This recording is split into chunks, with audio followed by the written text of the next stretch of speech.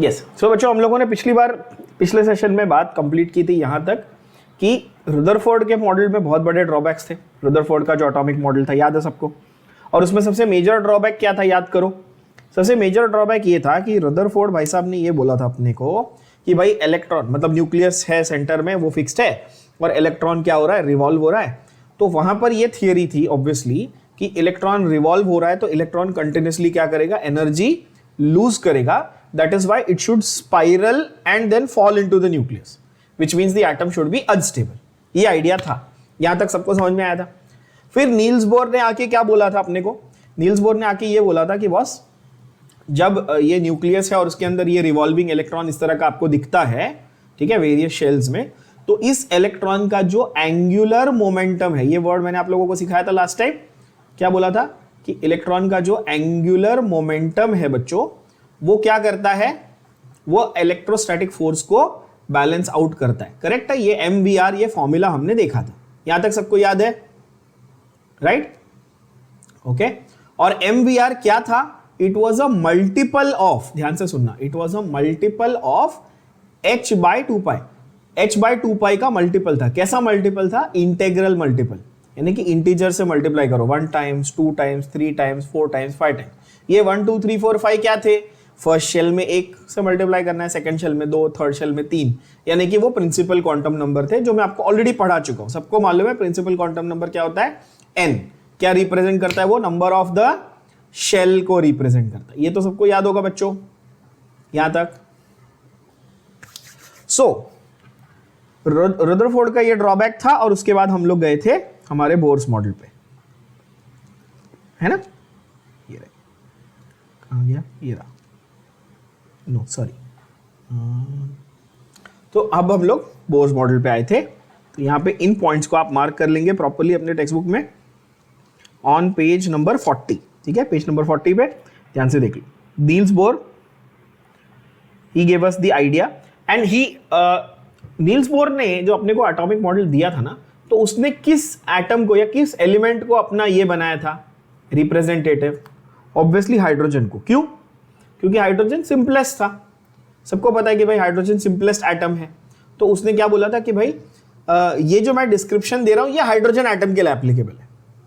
तो he had used mainly only the atom of hydrogen as his base or as his prototype for describing the structure of the atom. ठीक है? Now his ideas were based on what? जो postulates थे, जो points थे ना Bohr's atomic model के, जो उसने डिस्क्रिप्शन दिया अपने को, वो किन आइडियाज पे बेस्ड था? वो क्वांटम थियरी पे बेस्ड था, वो वेव पार्टिकल डुअलिटी पे बेस्ड था, और वो लाइन एमिशन स्पेक्ट्रा पे बेस्ड था। अब ये तीन जो हैं, ये तीन आज अपन डिटेल में डिस्कस करेंगे, क्योंकि अपन ने ये तो देख लिया कि अच्छा बोर ने एक मॉडल दिया था और रदरफोर्ड का कौन सा ड्रॉबैक उसने काउंटर किया था, ये भी देख लिया हमने। बट वो जो ड्रॉबैक उसने काउंटर किया, उसके पीछे उसके कौन से फंडामेंटल कॉन्सेप्ट्स थे?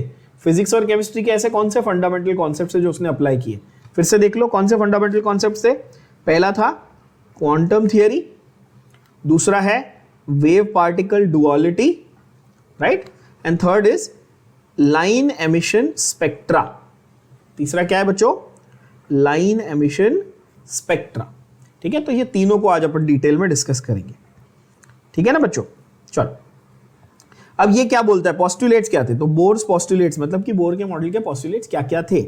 तो पहला है भाई, इलेक्ट्रॉन जो है it can move around the nucleus in one of the many possible circular fixed paths of fixed radius and fixed energy. These are called orbits. They are also called stationary states. They are also called allowed energy states. But now we call them what? We call them shells. है ना? तो मैंने बहुत सारे नाम बताए आपको इसके ऑलरेडी। ऑर्बिट भी बोल सकते हो, शेल भी बोल सकते हो, स्टेशनरी स्टेट भी बोल सकते हैं, एनर्जी स्टेट भी बोल सकते हैं। Okay, they are arrange concentrically. Concentric circle मतलब क्या? एक के अंदर एक जो सर्कल होते हैं जिसका सेंटर कॉमन होता है उसको अपन कॉन्सेंट्रिक सर्कल बोलते हैं। और हर ऑर्बिट की या हर शेल की एनर्जी जो है अंदर वाले शेल की कम होती है, फिर बाहर जितने आप जाते जाओगे अवे फ्रॉम द न्यूक्लियस, उस शेल की एनर्जी क्या हो जाती है? बढ़ती जाती है। करेक्ट है? तो इंक्रीजिंग ऑर्डर ऑफ एनर्जी में होता है। ये कैसे होता है? Arranged in, they are arranged concentrically in increasing order of energy, ये पॉइंट को आप मार्क करेंगे, concentrically arranged in ascending order, कम से ज्यादा के एनर्जी ऑर्डर में वो अरेंज्ड होते हैं, क्या, शेल्स।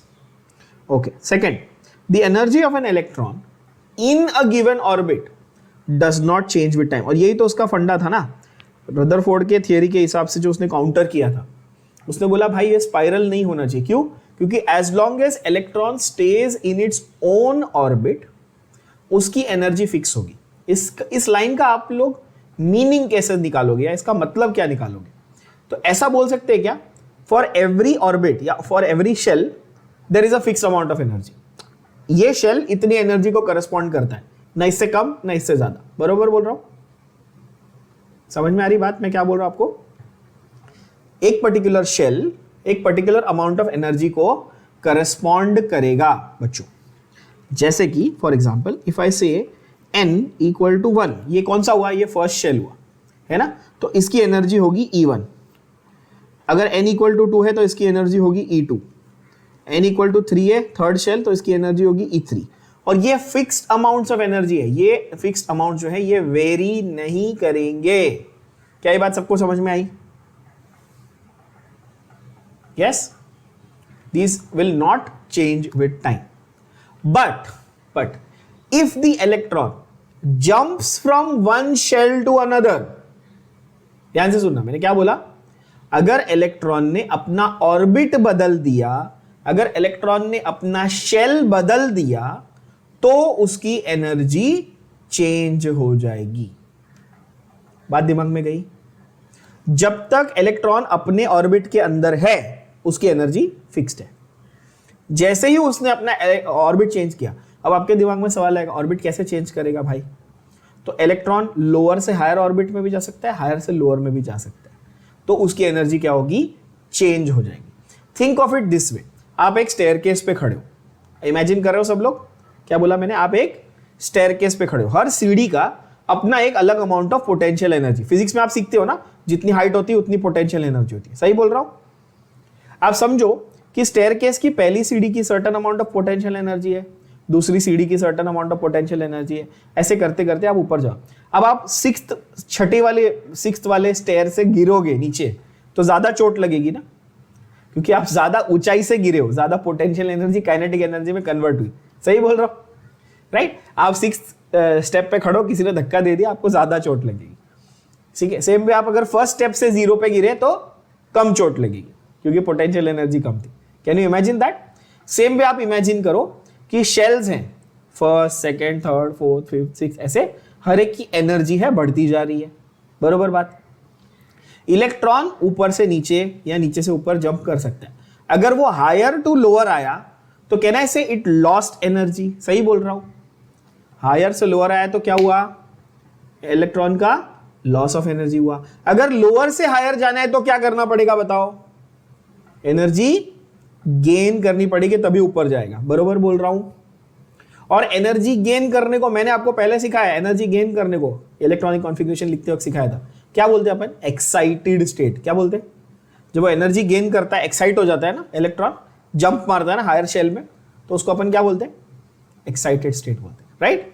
तो मतलब ओरिजिनल जहां पे था वो अपने फिक्स्ड ऑर्बिट में था, उसकी अपनी एनर्जी थी, हायर में जाएगा तो एनर्जी गेन कर रहा है, या हायर से लोअर में आएगा तो एनर्जी लूज कर रहा है। Is that point clear?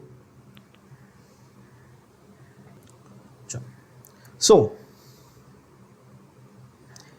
From lower to higher कब जाएगा, व्हेन एनर्जी इज अब्सॉर्ब्ड। देखो वर्ड्स को बरोबर लाइन बाय लाइन देखते जाओ, वर्ड को मार्क करते जाओ। Electron will move from lower to higher state if energy is absorbed. समझ में आई बात? If energy is absorbed. उल्टा, if energy is lost, emitted, lost, released, ये वर्ड यूज कर सकते हो, एमिटेड, लॉस्ट या released, when electron move from higher to lower, right? Clear? अच्छा, अब एक चीज यहां पे जो लास्ट लाइन है उससे आपको समझनी, बहुत बहुत प्यारा कॉन्सेप्ट है लास्ट वाला, लास्ट लाइन में क्या लिखा है बच्चों, पढ़ो, देखो आपके स्क्रीन पे ये लिखा हुआ है, energy change does not take place in a continuous manner. क्या लिखा है? The energy change does not take place in a continuous manner. इसका मीनिंग क्या होगा, सोचो समझो।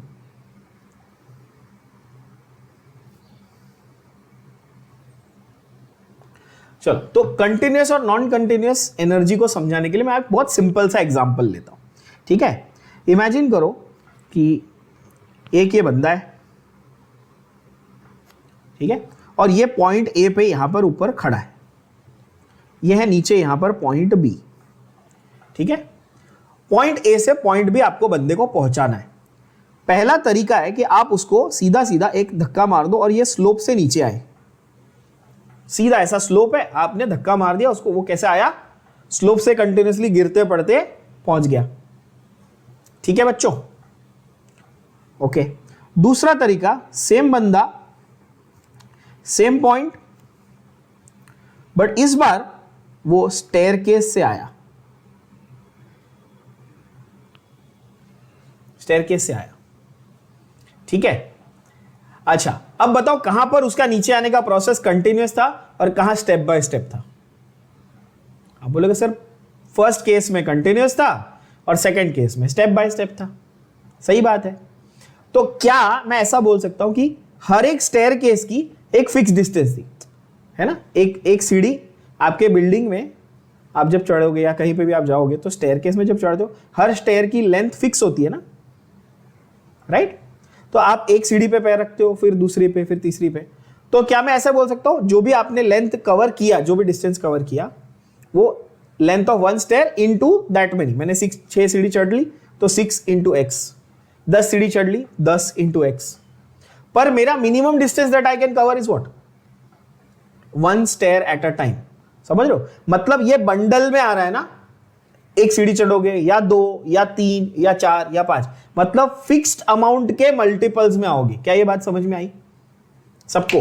बोलो हाँ कि ना।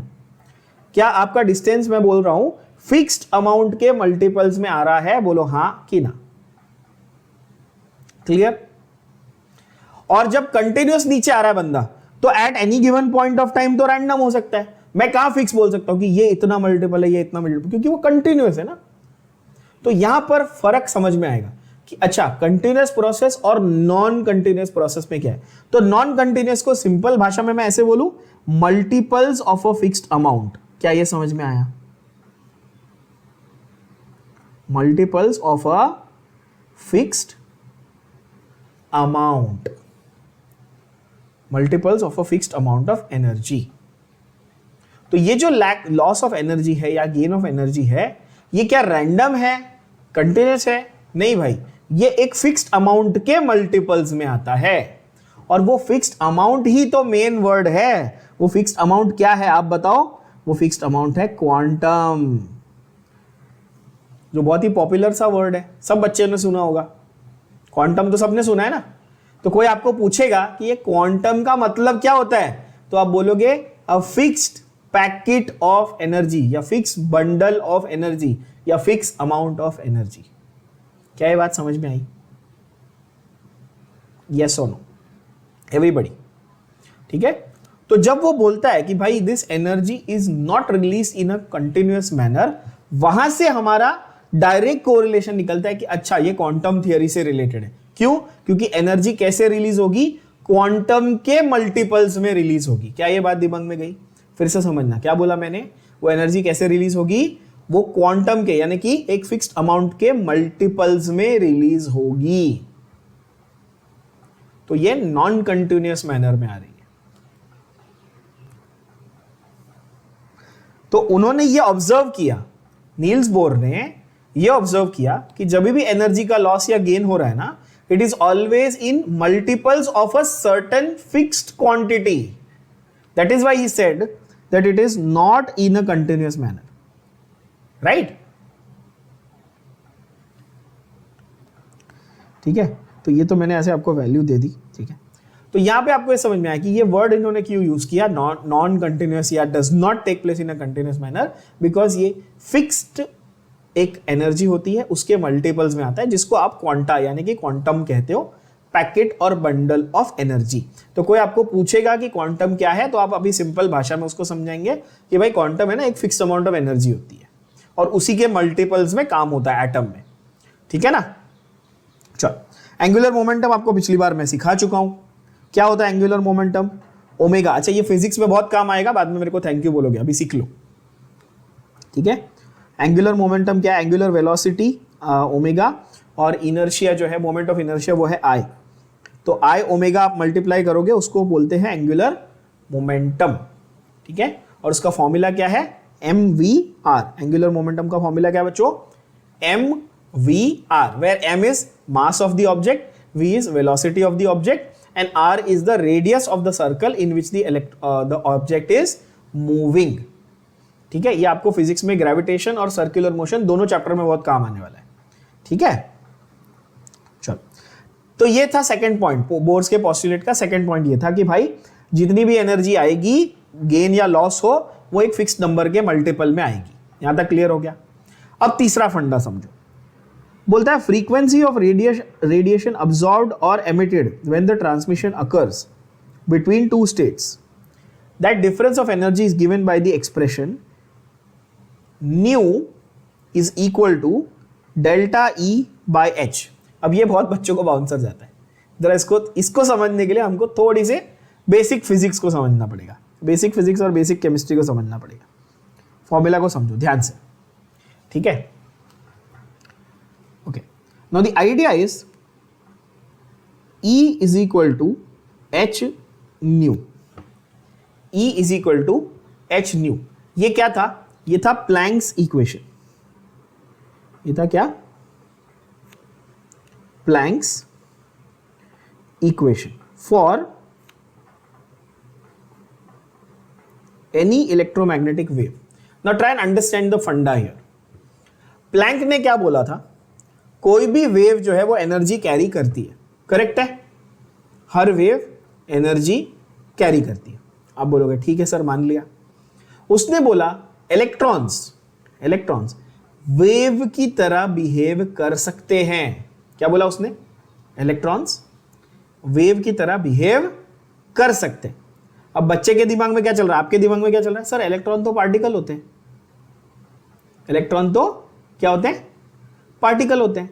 लेकिन यही तो फंडा था, उसने बोला भाई वेव की तरह बिहेव करते हैं, और इसीलिए ये लाइन है। अब आपको ये लाइन समझ में आएगी, कौन सी वाली, देखो क्या, ये पढ़ो, देखो क्या लिखा है बच्चों, वेव पार्टिकल डुअलिटी। समझ में आया, कभी पार्टिकल कभी वेव, वेव पार्टिकल डुअलिटी का मतलब समझ में आया अभी, कि भाई इलेक्ट्रॉन कभी कभी वेव की तरह बिहेव करेगा, कभी कभी पार्टिकल की तरह बिहेव करेगा। क्या ये बात समझ में आ गई सब लोगों को, है ना। तो उसने बोला कि ये जो E is equal to H nu है ना, एनर्जी ऑफ अ वेव का इक्वेशन, ये आप इलेक्ट्रॉन पे अप्लाई कर सकते हो। पहली बात तो ये सबके बुद्धि में गया कि नहीं गया, मैंने क्या बोला, वेव का इक्वेशन हमने इलेक्ट्रॉन के लिए अप्लाई किया। आप बोलेंगे ओके क्लियर, ठीक है। वेयर E वॉज वॉट, तो आप बोलेंगे E वॉज एनर्जी, E क्या था, एनर्जी। H क्या है, प्लैंक्स कांस्टेंट, ये पिछली बार भी बता चुका हूं। H क्या है, प्लैंक्स कांस्टेंट है। और न्यू, अच्छा by the way this is new, हाँ this is not V, it's not V, ध्यान से देखना मैंने ऐसा लिखा है, दिस इज न्यू, है ना, ग्रीक लेटर NU, न्यू। कैसे प्रोनाउंस करेंगे, NU, न्यू। ये जो न्यू है ये है फ्रीक्वेंसी ऑफ द वेव। क्या है ये, फ्रीक्वेंसी ऑफ द वेव। मैं हर एक वर्ड को आपको समझाऊंगा, टेंशन मत लो। अब मुझे पता है बच्चे सोच रहे होंगे सर एनर्जी, हाँ समझ में आया, प्लैंक्स कांस्टेंट चलो ठीक है, एक कांस्टेंट होता है, ये भी समझ में आया। फ्रीक्वेंसी मतलब क्या, FM रेडियो यूज किया है कभी, फ्रीक्वेंसी मॉड्यूलेटर सबने किया ना, गाड़ी में आप FM चलाते हो, रेडियो पे गाने सुनते हो, तो वो फ्रीक्वेंसी, हर वेव की एक फ्रीक्वेंसी होती है, हर वेव की क्या होती है, एक फ्रीक्वेंसी होती है, ठीक है। वो फ्रीक्वेंसी डिसाइड करती है कि उस वेव में कितनी एनर्जी है, ठीक है। आप बोलेंगे ओके सर, फ्रीक्वेंसी डिसाइड करेगी कि भाई वेव में कितनी एनर्जी है। फ्रीक्वेंसी की अभी डेफिनेशन वगैरह पे मैं जाऊंगा, टेंशन मत लो। तो E is equal to H nu बोला, तो यहां पे वो बोल रहा है कि भाई एनर्जी जो थी इलेक्ट्रॉन की गेन या लॉस हुई, पिछले पॉइंट में ही देख लिया। अगर वो हायर ऑर्बिट में गया तो गेन हुई थी, नीचे वाले ऑर्बिट में आया तो लॉस हुई थी। यहां तक क्लियर है सबको? तो अब एनर्जी नहीं, अब डिफरेंस ऑफ एनर्जी की बात करो, यानी कि डेल्टा। डेल्टा का मतलब तो समझते हो ना, ग्रीक लेटर डेल्टा का मतलब क्या है? इसका मतलब है चेंज, इसका मतलब है डिफरेंस, चेंज। बोलेंगे ठीक है, उसको प्रोनाउंस करना है डेल्टा। तो अब बोलता है भाई delta E is equal to H nu. सिर्फ ई नहीं, अभी सिर्फ एनर्जी नहीं, अब डिफरेंस ऑफ एनर्जी आ गया। क्या है डिफरेंस ऑफ एनर्जी बताओ? दो शेल की एनर्जी के बीच का डिफरेंस। करेक्ट बात है। तो आप बोलेंगे हाँ ओके। ये डेल्टा ई क्या था भाई? दो शेल के बीच का डिफरेंस, मतलब E2 minus E1, second shell और फर्स्ट शेल के बीच का क्या डिफरेंस था बच्चों? तो ये था एच न्यू। तो अब मुझे बताओ न्यू की वैल्यू क्या हुई? तो आप बोलेंगे sir E2 minus E1 by H. क्या ये बात सबके भेजे में गई? बोलो हाँ या ना। ये फॉर्मूला बना और यहां पर अब देखो आपको ये फॉर्मूला समझ में आ जाएगा। क्या बोला उसने? E2 minus E1 by H. Clear हो गई बात एवरीबॉडी, है ना? E1 E2 क्या है? तो E1 E2 boss energies of the lower and higher orbits. ये E2 माइनस E1 क्यों लिया मैंने? डिफरेंस लिया है, तो दोनों के बीच में डिफरेंस है, लोअर एंड हायर ऑर्बिट्स के बीच का। और इस इक्वेशन को हम बोलते हैं बोर्स फ्रीक्वेंसी रूल। क्या बोलते हैं? Bohr's frequency rule. ठीक है बच्चों? एंड लास्ट पॉइंट तो ऑलरेडी मैंने आपको सबसे शुरुआत में ही सिखा दिया था। लास्ट पॉइंट क्या बोलता है? Angular momentum of the electron is expressed as n mvr is nh by 2 pi. mvr is always integral multiple of h by 2 pi, where n is equal to 1, 2, 3 etc. ठीक है? Integral angular momentum is always a multiple of h by 2 pi. इससे क्या फायदा हुआ कि भाई fixed orbit, certain fix orbits ही हो सकते हैं जो h by 2 pi के मल्टीपल होंगे, वही ऑर्बिट अलाउड होंगे। बाकी ऐसे बीच में आप नहीं बना सकते हो। ठीक है? जैसे आप अगर बिल्डिंग बना रहे हो और आपको पता है एक फ्लोर है और उसके 10 फुट ऊपर दूसरा फ्लोर बनाना है, तो हर फ्लोर के बीच में 10 फीट का आपको गैप रखना पड़ेगा। बरोबर बोल रहा हूं मैं? आप रैंडमली अपने मन से जाके बोल सकते हो क्या? नहीं, मेरे को 5 फुट का बनाने का एक फ्लोर बीच में, नहीं बना सकते ना। It has to be in multiples of that, right? बस यही फंडा यहां पे भी है। हर शेल को h by 2 pi के मल्टीपल में ही आप बना सकते हो। ठीक है ना? ओके, सो ये हुए हमारे बोर्स के पोस्टुलेट्स। इजी नहीं है, पहली बार में एकदम आराम से समझना इजी नहीं है। इसको अच्छे से एक बार वापस रीड करोगे तो समझ में आएगा। ठीक है? फिर से एक बार उसको ब्रीफ में समझा देता हूं मैं चारों पॉइंट्स को। पहला पॉइंट उन्होंने क्या बोला था?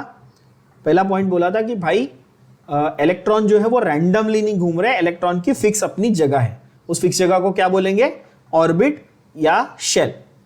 ठीक है? वो पहला पॉइंट था। दूसरा पॉइंट, हर शेल की अपनी एक एनर्जी होती है। एक इलेक्ट्रॉन हायर टू लोअर या लोअर टू हायर शेल में जंप कर सकता है। ठीक है? ये हुआ पॉइंट नंबर 2। पॉइंट नंबर 3 क्या था? अगर वो इलेक्ट्रॉन एक शेल से दूसरे शेल में जाता है तो वो जो एनर्जी बाहर रिलीज कर रहा है, उस एनर्जी डिफरेंस से आप फ्रीक्वेंसी कैलकुलेट कर सकते हो by using the Bohr's frequency rule. What was the equation? Nu is equal to delta E upon H. कहां से आया? मैंने सिखा दिया, प्लैंक्स कांस्टेंट, प्लैंक्स रूल से आया। ठीक है? प्लैंक्स इक्वेशन से आया। और चौथा और सबसे important point, angular momentum will always be a multiple of which term? It will always be a multiple of h by 2 pi. It will always be a multiple of what? h by 2 pi. अच्छा, Planck's constant, अभी ये equation तो सबको समझा कि भाई E is equal to h new होता है, h जो है वो प्लैंक्स कांस्टेंट है। प्लैंक्स कांस्टेंट की वैल्यू क्या होती है? कांस्टेंट है तो उसकी कुछ वैल्यू होती होगी। जैसे मैंने आपको एवोगैड्रो नंबर की वैल्यू सिखाई थी, सब बच्चों को याद है? 6.022 into 10⁻23। फिक्स नंबर है ये, है ना बच्चों? तो ठीक उसी तरह प्लैंक्स कांस्टेंट की भी वैल्यू है बॉस, इट इज 6.6 into 10⁻34। ध्यान से सुनना, 6.6। अभी बहुत सारे बुक्स में आपको ये खास करके ये जेई स्टूडेंट्स के लिए बता रहा हूँ, ध्यान से सुन लेना। जेई स्टूडेंट्स 6.63 भी मिलेगा, कुछ बुक्स में 6.67 भी मिलेगा, ठीक है। पर इसीलिए जो सेकंड डिजिट है ना वो उतना यूज नहीं होता, 6.6 इतना आप याद रख लो तो भी ठीक है, बहुत है। Okay, don't get confuse with the third digit. 6.63 हो सकता है, 64 हो सकता है, 67 हो सकता है in many books. Okay, 6.6 into 10⁻⁻34 JS। अब बच्चे बहुत गधे बच्चे होते हैं जो JS को पढ़ते हैं जूल्स। भाई मैंने स्पेसिफिकली लिखा JS, इसका मतलब क्या हुआ? जूल इंटू पर सेकेंड नहीं, मैंने J/S नहीं लिखा है, ध्यान देना। मैंने क्या लिखा है? JS, joule second. क्या लिखा है? Joule second. Please pay attention to this is a very stupid mistake that a lot of kids make. आप नहीं करेंगे ये गलती। जूल्स नहीं लिखा है मैंने, जूल सेकेंड लिखा है, और जूल बाय भी नहीं लिखा, जूल पर सेकेंड भी नहीं लिखा, ध्यान से देखना, जूल इनटू सेकेंड लिखा है। क्या ये बात समझ में आ रही है सबको? तो प्लैंक्स कांस्टेंट की वैल्यू आप लिख के ले लो, प्लैंक्स कांस्टेंट की प्रॉपर वैल्यू लिख के लो, 6.6 इंटू 10⁻⁻34 जूल सेकेंड, ठीक है। फिजिक्स में सबने यूनिट्स एंड डायमेंशंस पढ़ा होगा, राइट? कैसे निकालते हैं? तो भाई एनर्जी किस में थी? अब बोलोगे सर जूल में थी। फ्रीक्वेंसी किस में होती है? मैंने बताया ना, पर यूनिट टाइम, पर सेकेंड होती है, समझ गए? एनर्जी किस में थी? जूल में थी। एच अपने को निकालना है, फ्रीक्वेंसी किस में थी? 1/सेकेंड में थी। ये 1/सेकेंड ऊपर चला गया, क्या हो गया? Joule into second. एच की यूनिट क्या हो गया? जूल इंटू सेकेंड हो गया। समझ में आया? राइट? फ्रीक्वेंसी को मैंने कैसे डिफाइन किया था? कोई चीज एक गिवन यूनिट टाइम में कितनी बार होती है उसको फ्रीक्वेंसी बोलते हैं। तो पर यूनिट टाइम ना, पर यूनिट टाइम मतलब पर सेकेंड हुआ ना, तो पर सेकेंड को इधर लेके गया, क्या बन गया? Joule into second. Clear? Crystal. तो आपने ये देखा बच्चों, एक चीज आपने ऑब्जर्व करी होगी कि बोर ने अपने नील्स बोर ने ना अपने पोस्टुलेट्स में बहुत सारे ऐसे concept, frequency, wave particle duality और ये सारे यूज किए, है ना।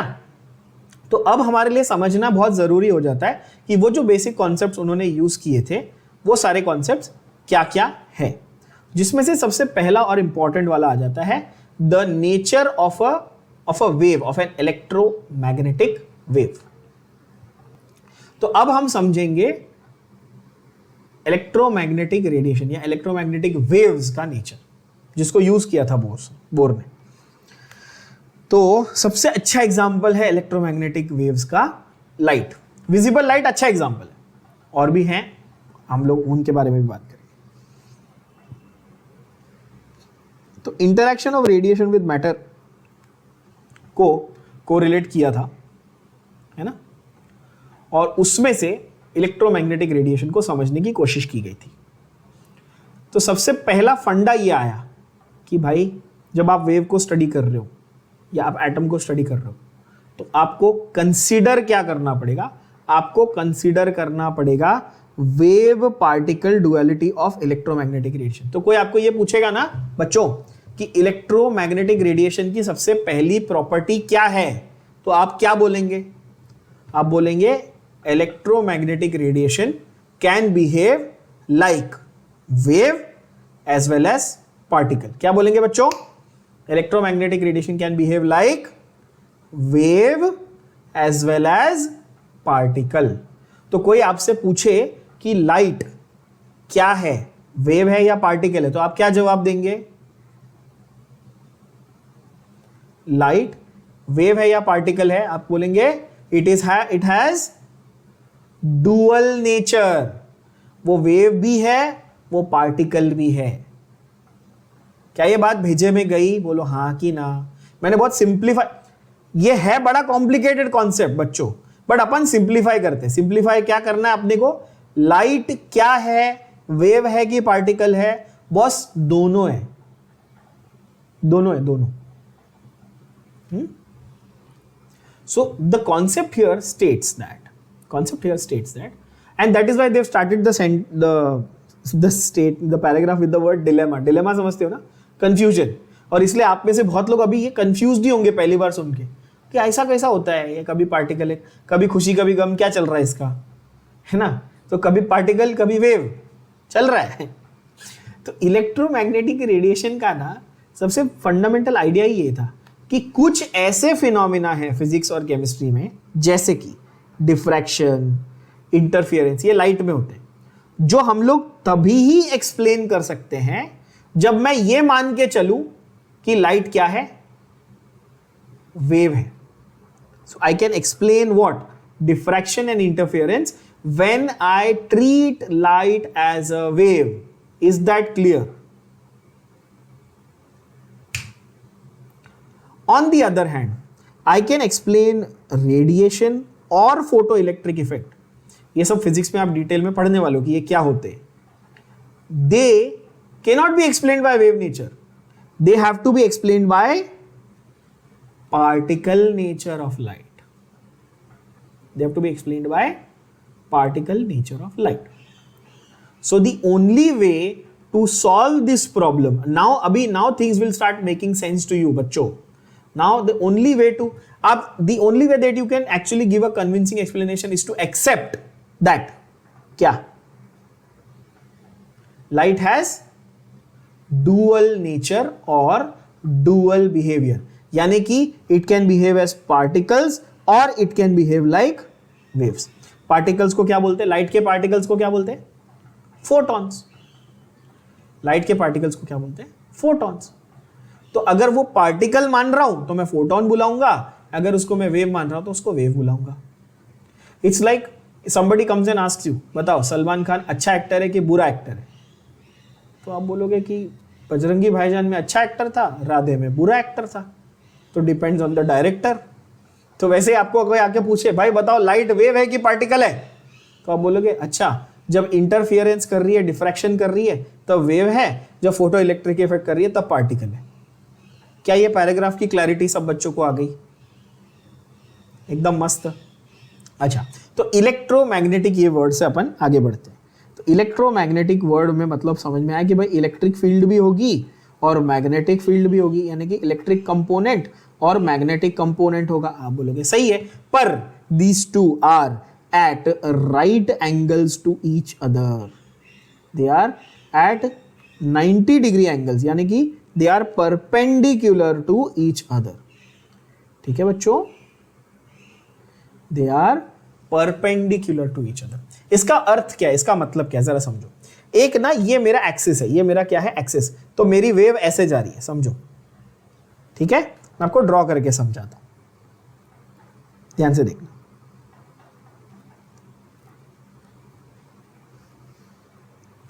एक ये मेरा एक्सिस है, ठीक है, तो ये मेरी वेव है. एक वेव ऐसे जा रही है, ये एक्सिस है, ऐसे वेव जा रही है. ठीक है, at the same time starting from the same point एक वेव ना ऐसे आ रही है, ध्यान से देखना.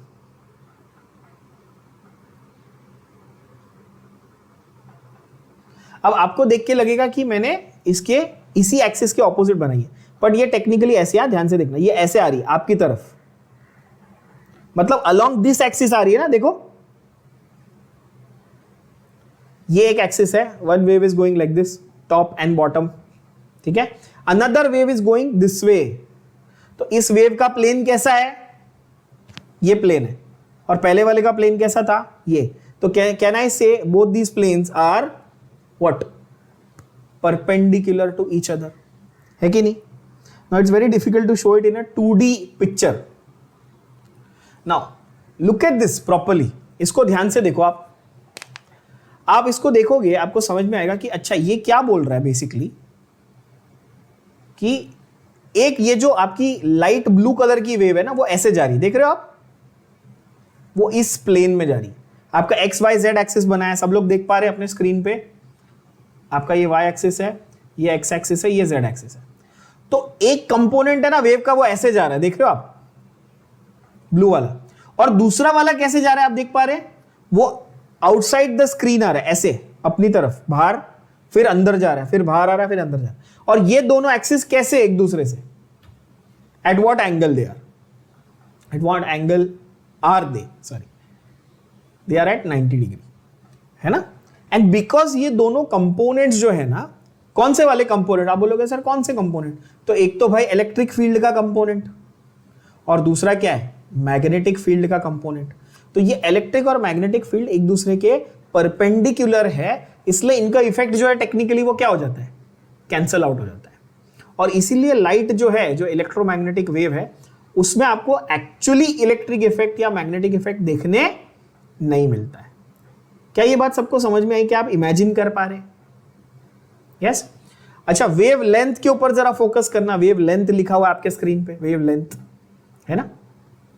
वेव ऐसे ऐसे आगे बढ़ रही है, ये पूरा जो है ये ऐसे आगे बढ़ रही है, और वेव लेंथ जो है वो दो क्रेस्ट, यानी कि ये जो दो ऊपर वाले पार्ट है उनके बीच का डिस्टेंस है, उनके बीच का डिस्टेंस है, यानी कि कोई भी दो क्रेस्ट के बीच का डिस्टेंस क्या रहेगा, फिक्स्ड रहेगा, जिसको आप क्या बोलोगे, वेव लेंथ बोलोगे। वेव लेंथ का लिटरल मीनिंग क्या है, लेंथ ऑफ द वेव। तो यहां पर आपके टेक्स्ट बुक में वो उतने अच्छे से नहीं समझ में आ रहा था, वो मैंने आपको दूसरा डायग्राम दिखाया, वहां पे क्लियरली यू कैन अंडरस्टैंड कि ये जो इलेक्ट्रिक फील्ड और मैग्नेटिक फील्ड बनाया हुआ है यहां पे, ये दोनों सेम प्लेन में है क्या, नहीं, ये दोनों क्या है, परपेंडिकुलर प्लेन्स में है। क्या ये बात क्लियर हो गई बच्चों सबको? अच्छा, अब जो वेव है, जो वेव ट्रैवल कर रही है, ठीक है, वो वेव ट्रैवल करते वक्त क्या करेगी भाई, वो क्रेस्ट और ट्रफ बनाएगी। तो आप बोलोगे सर ये क्रेस्ट और ट्रफ क्या होता है भाई, तो जरा समझते हैं। वेव का जब आप शेप ड्रॉ करते हो, बाय द वे जब आप शेप ड्रॉ करते हो तो आप इस तरह से ड्रॉ करोगे, एक हाइट वाला पोर्शन और एक नीचे जाने वाला पोर्शन, फिर एक एलिवेटेड, फिर एक नीचे, फिर एक एलिवेटेड, फिर एक नीचे, इस तरह से। तो जो ऊपर जाने वाला पार्ट है, जो एलिवेटेड पोर्शन है, उसको आप क्या बोलते हो बच्चों, उसको आप बोलते हो क्रेस्ट। क्या बोलते हो, क्या बोलेंगे, क्रेस्ट। और जो नीचे है उसको क्या बोलेंगे, ट्रफ। क्या बोलेंगे, ट्रफ। तो वेव कैसी है, crest trough, crest trough, crest trough, crest trough, ऐसे वेव बनती है। सही बात है, आप बोलेंगे ओके। तो यहां पर भी क्या होगा, ये सेकंड क्रेस्ट होगी, ये क्या होगा, ट्रफ होगा, ये क्या होगा, क्रेस्ट होगा, नीचे क्या आएगा, ट्रफ। क्लियर हो गई बात? मैं क्या उसको सिंपल भाषा में ऐसे बोलूं, elevation and depression, simple English में ऐसे बोल दूं, एलिवेशन डिप्रेशन, समझ जाएंगे आप लोग। तो टेक्निकल डेफिनेशन है, highest point of the wave is crest, lowest point of the wave is trough. सबसे ऊंचा पॉइंट क्रेस्ट है, सबसे नीचा पॉइंट क्या है, ट्रफ है। और ये बीच में क्या है, ये एक्सिस है जिसके ऊपर वेव ट्रैवल कर रही है, ये एक्सिस है जिसके ऊपर क्या हो रहा है, वेव ट्रैवल कर रही है, प्रोपगेट हो रही है। वेव ट्रैवल नहीं कर रही, वेव क्या बोल रहे हैं, बड़ा हाई-फाई वर्ड, क्या वेव ट्रैवल नहीं कर रही, वेव क्या कर रही है, वेव प्रोपगेट हो रही है। एक ही मतलब है भाई, वेव ट्रैवल कर रही है, ठीक है। तो ये हुआ क्रेस्ट, ये हुआ ट्रफ। तो ये जो क्रेस्ट एंड ट्रफ है, इसका क्या रोल है, इसका क्या रोल है भाई?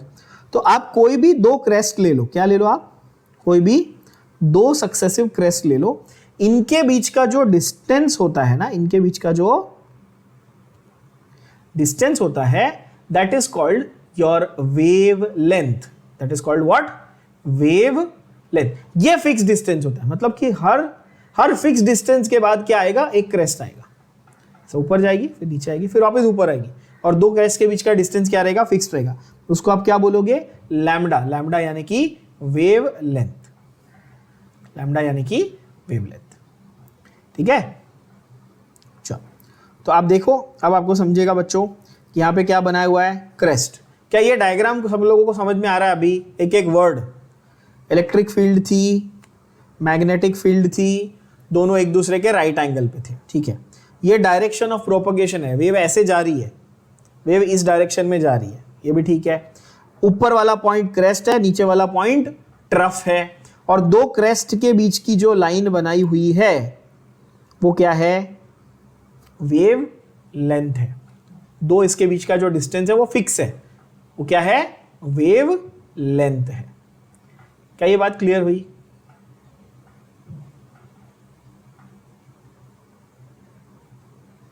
अब आते हैं हम लोग, तो इलेक्ट्रोमैग्नेटिक वेव क्या होती है, कैसी दिखती है, एटलीस्ट ये सबको समझ में आ गया।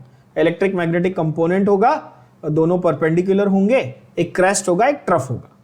बोले ठीक है भाई, मान लिया। अब आते हैं कैरेक्टरिस्टिक्स ऑफ इलेक्ट्रोमैग्नेटिक वेव पे। एक इलेक्ट्रोमैग्नेटिक वेव के क्या क्या कैरेक्टरिस्टिक्स होते हैं। तो इसके कैरेक्टरिस्टिक्स में सबसे पहला होता है वेवलेंथ, जो ऑलरेडी सिखा दिया। क्या है वेवलेंथ? अब आप लोग डेफिनेशन मार्क करोगे, समझ में आ जाएगा। बताओ, देखो क्या बोलता है। डिस्टेंस बिटवीन टू कंसेक्यूटिव क्रेस्ट्स और ट्रफ्स इज कॉल्ड वेवलेंथ। ये सबको समझ में आ गया? बोलो यस और नो। इजी। दो ट्रफ्स के बीच का या दो क्रेस्ट के बीच का डिस्टेंस क्या रहेगा? वेवलेंथ रहेगा। सिंबल है लैम्डा, यूनिट क्या है? नाम से क्या पता चला आपको? लेंथ है ना, लेंथ का यूनिट क्या होता है भाई? मीटर होता है। तो वेवलेंथ का यूनिट क्या होगा? मीटर। क्लियर बात, सिंपल। आप बोलेंगे सही है। अच्छा, नेक्स्ट हमारा आता है वेव की। हर वेव की वेवलेंथ होती है, हर वेव की फ्रीक्वेंसी भी होती है। अब वेव की फ्रीक्वेंसी का डेफिनेशन, टेक्निकल डेफिनेशन क्या है देखो जरा। The number of waves that pass a given point in 1 second is called frequency. Please ध्यान से इस डेफिनेशन को देखना बच्चों। क्या बोलता है वो? The number of waves that pass from a given point in 1 second. क्या ये आया पर सेकेंड? यस और नो? क्या ये वर्ड आया एक सेकेंड में, यानी कि पर सेकेंड? तो इसको हम लोग क्या बोलते हैं? फ्रीक्वेंसी। इसको क्या बोलते हैं? फ्रीक्वेंसी बोलते हैं। It is represented by the Greek letter nu. क्या ये वर्ड मैंने आपको सिखाया? New, NU। NU देखने में आपको V जैसा लग रहा होगा, ये V नहीं है, ये एक्चुअली थोड़ा सा ऐसा कर्व्ड V बनाना है आपको। ठीक है बच्चों? उसको क्या बोलेंगे, आप पढ़ेंगे कैसे उसको? New. And what is the unit? The unit of frequency is hertz, HERTZ, which is represented as HZ, or you can say it is second inverse. Why? Can somebody tell me what is why second inverse? Because in 1 second, per second. तो that is why second inverse. है कि नहीं? अब एक सवाल मैं आपसे पूछूंगा, और अगर आपको ये दोनों कॉन्सेप्ट, बहुत सिंपल कॉन्सेप्ट है, समझ में आ गए होंगे तो आप इजीली आंसर दे पाओगे। ठीक है? सवाल ध्यान से सुनना। वेवलेंथ सबको समझा, दो क्रेस्ट के बीच का डिस्टेंस।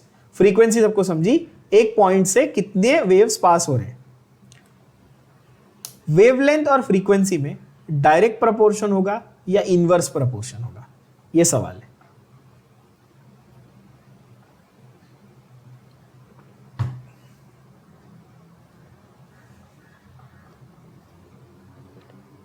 तो बच्चों इसको आप लॉजिकली सोचो। और ये मैं बता रहा हूं ना, ये एटॉमिक स्ट्रक्चर पहली बार पढ़ने में, खास करके अगर हम लोग जैसे इन डेप्थ बात कर रहे हैं नीट या जेई लेवल की अगर कॉन्सेप्ट्स की बात करेंगे ना, तो अजीब लगता है, बट ट्रस्ट में बहुत इंटरेस्टिंग है। आप खुद सोचो इसको लॉजिकली। एक पॉइंट है, लंबी वेव उस पॉइंट तक पहुंची, अब सेकेंड वेव जल्दी जितने ज्यादा वेव्स पॉसिबल है एक सेकेंड में इस पॉइंट से पास होने चाहिए, है ना? तो छोटी छोटी वेव जल्दी पास होगी कि लंबी वाली? ऑब्वियसली छोटी वेव्स ना। तो वेवलेंथ जितनी कम होगी उतनी ज्यादा वेव्स इस पॉइंट से पास हो पाएगी। बरोबर बोल रहा हूं? बोलो हाँ कि ना। आप इमेजिन करो एक स्टेशन है, स्टेशन पे से ट्रेन पास हो रही है कि नहीं?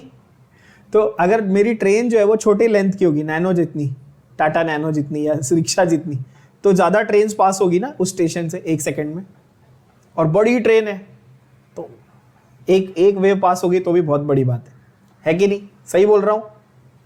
तो वेवलेंथ और फ्रीक्वेंसी में क्या रिलेशन हुआ, आप खुद सोच के बताओ मुझे। ऑब्वियसली क्या होगा? इनवर्स रिलेशन होगा। वेवलेंथ जितनी लंबी होगी फ्रीक्वेंसी उतनी ही छोटी होगी, है ना बच्चों? बड़ी वेवलेंथ छोटी फ्रीक्वेंसी, उल्टा बड़ी फ्रीक्वेंसी छोटी वेवलेंथ। क्या ये बात क्लियर हुई सबको? चलो बढ़िया। तीसरा है वेव नंबर। तीसरा क्या है कैरेक्टरिस्टिक बताओ? Wave number. अब इसको पढ़ेंगे कैसे बताओ? न्यू लिखा है और उसके ऊपर एक लाइन बनाई है, बरोबर है? तो इसको पढ़ेंगे ऐसे, न्यू बार। कैसे पढ़ेंगे बच्चों? न्यू बार। ठीक है, न्यू बार। वो क्या बोलता है, wave number is the number of wavelengths in 1 unit length. Wave number क्या है बच्चों, it's the number of wavelengths per unit length. कि आपको एक फिक्स लेंथ दे दिया उसने। अच्छा, नॉर्मली लेंथ का फिक्स यूनिट कितना होता है, स्टैंडर्ड यूनिट? तो आप बोलेंगे सर मीटर होता है। ऑफ कोर्स, है ना, 1 मीटर। तो ऐसा बोल सकते हैं कि 1 मीटर में कितनी वेव फिट होगी। क्या ये बात समझ में आया? क्या बोला मैंने? 1 मीटर फिक्स लेंथ में कितनी वेव्स फिट कर सकते हो, उसको बोलेंगे वेव नंबर। जिन बच्चों को ये नहीं समझ में आया उनके लिए बता दूं, अगर मैं आपको बोलूं कि ये एक वेव है और इसकी वेवलेंथ, ठीक है, इसकी वेवलेंथ 0.1 मीटर है। कितनी है wavelength? Distance between two crest कितना है? 0.1 मीटर है। और मैं आपको बोलूं कि ये 1 मीटर का डिस्टेंस है। कितना? टोटल 1 मीटर का डिस्टेंस है। तो ऐसी कितनी वेव फिट करोगे गधों इसमें? 10 वेव्स। समझ में आई बात? एवरीबडी, यस और नो, है कि नहीं? तो 1 मीटर लेंथ में एक फिक्स्ड लेंथ में ऐसी कितनी वेवलेंथ आप फिट कर सकते हो, उसी को वेव नंबर बोलते हैं। खत्म। में इस केस में 10 उसका क्या हो गया, वेव नंबर हो गया। सिंपल। तो वेव नंबर तो बहुत ही बकवास, बहुत ही इजी चीज है ना। वेवलेंथ पता है तो उसका इनवर्स कर दो, सीधा रेसिप्रोकल मार दो। रेसिप्रोकल मार दो, क्या बन गया? रेसिप्रोकल मारते क्या बन गया? वेव नंबर बन गया। क्या ये बात क्लियर है? ऐसा यूनिट क्या होगा इसका? Metre inverse. क्यों भाई? पर यूनिट लेंथ है ना। क्या है? पर यूनिट लेंथ, और लेंथ का यूनिट क्या होता है? तो मीटर। तो इसलिए इसका ऐसा यूनिट क्या होगा? मीटर इनवर्स होगा। पर कॉमनली हम लोग सेंटीमीटर इनवर्स यूज करते हैं। अब यहां पर ये कंफ्यूजिंग कर देता है आपको, टेक्स्ट बुक कंफ्यूज कर रहा है। क्या देखो क्या बोलता है वो, स्टैंडर्ड यूनिट क्या है बच्चों? तो आप बोलोगे मीटर इनवर्स। तो कॉमनली यूज कौन सा है? Centimetre inverse. ठीक है। सिंबल क्या है बच्चों? तो सिंबल है अपना न्यू बार। सिंबल क्या है? न्यू बार। राइट। वेवलेंथ का इनवर्स यानी कि रेसिप्रोकल निकालोगे तो क्या बनेगा? वेव नंबर बनेगा। Simple. Last, fourth but most important is the amplitude. Fourth one is what? Amplitude, which is nothing but the height of the crest. Amplitude is what? It is the height of the crest of the wave. ठीक है। चौथा definition है height of the crest, that is called as amplitude. पहले दोनों बहुत ही important है, wavelength और frequency. Next दो ओके, याद नहीं भी रहेंगे तो चलेगा, ऐसा कोई बहुत बड़ी चीज नहीं है। एम्पलीट्यूड क्या? हाइट ऑफ द क्रेस्ट है। तो जरा इसका भी मतलब समझा देता हूं, ड्रॉ करके चारों को एक साथ समझाता हूं। चलो,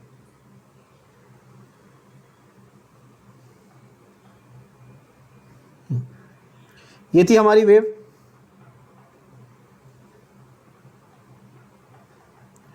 क्रेस्ट ट्रफ था। वेव लेंथ क्या था? 2 क्रेस्ट के बीच का डिस्टेंस था। बरोबर है। अच्छा, अब देखो ये ब्लू में जो लाइन बना रहा हूं, ध्यान से देखना। क्या ये बोल सकते हैं हाइट ऑफ क्रेस्ट है? क्या ये मतलब कि क्रेस्ट कितना ऊंचा गया, बेस से जहां से शुरुआत की थी वहां से क्रेस्ट कितनी हाइट तक गया, तो उसको क्या बोलेंगे अपन? क्या बोलेंगे बच्चों? उसको बोलेंगे ए, यानी कि एम्पलीट्यूड। क्या बोलेंगे? ए यानी कि एम्पलीट्यूड। अब मैं आपके लिए 2 वेव्स बना रहा हूं यहां पे।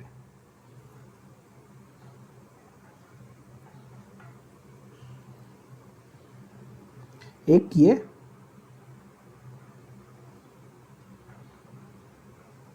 एक ये। किसका एम्पलीट्यूड ज्यादा है? फर्स्ट वाले का कि सेकंड वाले का? ठीक है, ये तो आप तुरंत देख के ही बता सकते हो ना। किसकी हाइट ज्यादा है? ऑब्वियसली फर्स्ट वाले की। ये इसका एम्पलीट्यूड है, ये इसका एम्पलीट्यूड है। सिंपल। कितना इजी है बच्चों, है कि नहीं? तो आपके बेस से लेके क्रेस्ट तक पहुंचने के लिए जितनी आपको हाइट चाहिए ना, उसको अपन बोलते हैं एम्पलीट्यूड। क्या बोलते हैं उसको? एम्पलीट्यूड। इजी हो गया। तो क्या क्या समझ में आया आपको वेव के बारे में? लैम्बडा क्या था उसका? लैम्बडा उसका वेव लेंथ था, ठीक है। न्यू क्या है? तो न्यू उसका फ्रीक्वेंसी है। न्यू क्या है? उसका फ्रीक्वेंसी है। न्यू बार क्या है? तो न्यू बार उसका वेव नंबर है, ठीक है। न्यू बार क्या? उसका वेव नंबर है, ठीक है। कैसे निकालना था न्यू बार? 1/λ। और एम्पलीट्यूड क्या था भाई? उसका हाइट ऑफ क्रेस्ट था। Height of crest. क्या नाम बोला था उसके लिए? हमने बोला था एम्पलीट्यूड। क्या ये चारों कैरेक्टर्स ऑफ इलेक्ट्रोमैग्नेटिक वेव सबको समझ में आ गए? यस और नो? यस।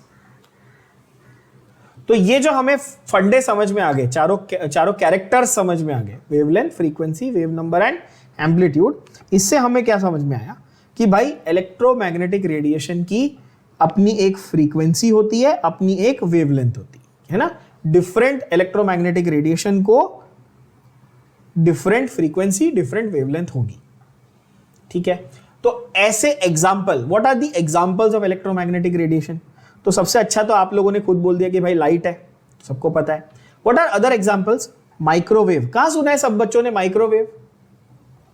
घर पे अपन खाना गर्म करते हैं, माइक्रोवेव है ना। खाना गर्म करने के लिए माइक्रोवेव ओवन यूज करते हो आप, तो वो माइक्रोवेव्स है ना। इंफ्रारेड, इंफ्रारेड सब बच्चों ने देखा हुआ है, खास करके फिल्म्स वगैरह में, मूवीज में वो इंफ्रारेड गॉगल्स लगाते हैं, नाइट विजन गॉगल्स, है ना। वो हो गया इंफ्रारेड। आजकल नया चल रहा है कोविड में, इंफ्रारेड थर्मोमीटर। आप कहीं बाहर जाते हो तो वो आपके यहाँ पे फोरहेड पे लगाता है ना, ऐसे क्लिक करता है, उस पर रेड कलर या ग्रीन कलर की लाइट आती है, राइट, वो इंफ्रारेड, ठीक है। आपका रिमोट वो भी इंफ्रारेड। खैर, अल्ट्रावायलेट रीजन, अल्ट्रावायलेट रीजन में भी तो वेव्स जो हैं वो बहुत सारे टाइप की हो सकती है। X ray, microwave, radio wave, cosmic wave, infrared, ultraviolet. पर हमें इन सब से लेना देना है क्या? नहीं। हमें इनमें से क्या एक ही स्टडी करना है। कौन सा मालूम है? हमें स्टडी करनी है विजिबल लाइट। क्यों? क्योंकि विजिबल लाइट हमको दिखती है तो हमको वो स्टडी करनी है। हम ह्यूमन बीइंग है, हमको विजिबल लाइट दिखती है, इसलिए हमको वो स्टडी करनी है। क्या ये बात समझ में आई? तो क्या हम लोग वेवलेंथ में इंफ्रारेड और माइक्रोवेव और इन सब की ज्यादा बातें करेंगे? ऑनेस्टली नहीं।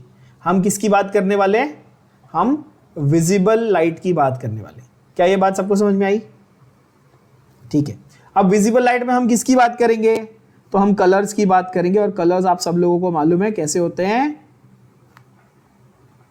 कलर्स कैसे होते हैं बच्चों? VIBGYOR. 7 colours of normal light क्या होते हैं? विबग्योर। सबको कलर्स पता है? Violet, indigo, blue, green, yellow, orange and red. तो ये होता है हमारा विजिबल लाइट का स्पेक्ट्रम। अब ये नया वर्ड लाया, क्या? स्पेक्ट्रम। जो रेंज होती है ना, रेंज, उसको अपन सिंपल भाषा में क्या बोलेंगे? स्पेक्ट्रम। तो विजिबल लाइट का स्पेक्ट्रम कहां से कहां होता है, कोई आपको पूछेगा तो आप क्या बोलोगे? वो वायलेट से लेके रेड तक एग्जिस्ट करता है। और इसीलिए थोड़ी कॉमन सेंस अब लगाओगे तो आपको समझ में आएगा कि वायलेट के इस तरफ क्या होगा? अल्ट्रा वायलेट, और रेड के इस तरफ क्या होगा? इंफ्रारेड। इसलिए नाम देखो, आपको नाम याद रह जाएंगे अगर अभी तक रट्टा मार रहे थे तो। इंफ्रारेड काय को? क्योंकि रेड के बाद रेड के नीचे आ रहा है भाई, समझ पा रहे हो? रेड के बाद क्या आएगा? इंफ्रारेड आएगा। और वायलेट के पहले क्या आएगा बच्चों? अल्ट्रा वायलेट आएगा। क्या ये बात समझ पा रहे हैं आप लोग? है ना। तो हमें दिखती है विजिबल लाइट, हमें दिखती है विजिबल लाइट। विजिबल लाइट के इस तरफ अल्ट्रावायलेट आता है, इस तरफ इंफ्रारेड आता है। क्या ये सारे ही इलेक्ट्रोमैग्नेटिक रेडिएशन है? यस, ये इलेक्ट्रोमैग्नेटिक रेडिएशन के अलग अलग टाइप्स हैं, ठीक है। स्पीड ऑफ इलेक्ट्रोमैग्नेटिक रेडिएशन, कोई भी टाइप हो, वो कोई भी वेव हो, माइक्रोवेव हो, रेडियो वेव हो, इंफ्रारेड हो, अल्ट्रावायलेट हो, विजिबल लाइट हो, कोई भी हो, इसका स्पीड क्या होता है? 3 into 10 to 8 मीटर पर second, which is called what? Is called the speed of light and the symbol is small c. ये तो सबको पता है, वैल्यू तो सबको मालूम है, 3 लाख किलोमीटर पर second is the speed of light, है कि नहीं?